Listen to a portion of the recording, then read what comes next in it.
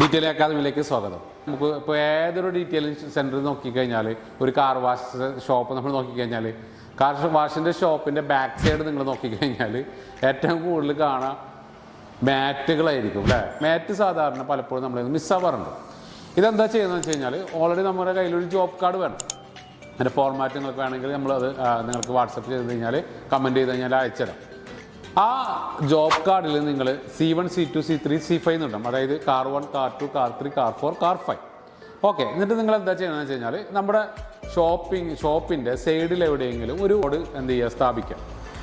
നമ്മൾ അഴക്കിടാൻ വേണ്ടിയിട്ട് പോലെ തന്നെ ഒരു റോഡ് സ്ഥാപിക്കുക. അതിൽ മറ്റേ ജമ്പർ ക്ലിപ്പ് പോലത്തെ വലിയ ക്ലിപ്പ് ഉണ്ടല്ലോ, ആ ബാറ്ററി ക്ലിപ്പുടെ ജമ്പർ പോലത്തെ ആ ക്ലിപ്പ് നമ്മൾ എന്ത് ചെയ്യുക, വെൽഡ് ചെയ്തിട്ട് ഒരു 5 എണ്ണം വെക്കുക. അപ്പോൾ C1 C2 C3 C5. അപ്പോൾ C1 നിന്ന് എടുക്കുന്ന ആ മുഴുവൻ മാറ്റും എടുത്തിട്ട് C1ൻ്റെ ക്ലിപ്പിൽ എന്ത് ചെയ്യുക, ക്ലിപ്പ് ചെയ്തിട്ട് കഴുകി വൃത്തിയാക്കിയിട്ടോ കഴുകുന്നതിന് മുന്നോ ഒക്കെ ചെയ്യാം. അപ്പോൾ ഒരു കാറ് പോകുമ്പോൾ ആ ജോബ് കാർഡ് നോക്കിയിട്ട് ഇത് C1ൻ്റെ ആണ്, C1ൽ ഇത്ര മാറ്റ് ഉണ്ടെന്ന് എഴുതിയിട്ടുണ്ടാവും. ആ മാറ്റ് ഇരിക്കുന്നത് ഇന്ന സ്ഥലത്താണ്, അവിടെ നിന്ന് ഈസി ആയിട്ട് ഇത് എടുക്കാൻ പറ്റും. അപ്പോൾ തെറ്റിപ്പോവില്ല. അപ്പോൾ ഈ ഒരു ലെവലിൽ നിങ്ങൾ ചെയ്ത് കഴിഞ്ഞാൽ ഇത് ചെയ്ത് പ്രൂവൺ ആയിട്ടുള്ളൊരു സംഭവമാണ്.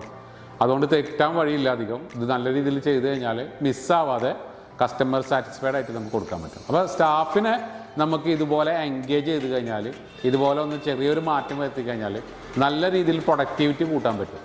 അപ്പോൾ നല്ല രീതിയിൽ എങ്ങനെയാണ് ഒരു സ്റ്റാഫിനെ പ്രൊഡക്ടിവിറ്റി കൂട്ടാന്നുള്ള ടിപ്പാണ് നിങ്ങളൊന്ന് പറഞ്ഞതെന്നുള്ളത്. ഓക്കെ, കൂടുതൽ കാര്യങ്ങൾ നിങ്ങൾക്ക് അറിയണമെങ്കിൽ, നിങ്ങളേതായിട്ടുള്ള കാര്യങ്ങൾ നിങ്ങൾ ഇംപ്ലിമെൻറ്റ് ചെയ്തിട്ടുണ്ടെങ്കിൽ താഴെ കമൻറ്റ് ചെയ്യുക, ഷെയർ ചെയ്യുക. Thank you.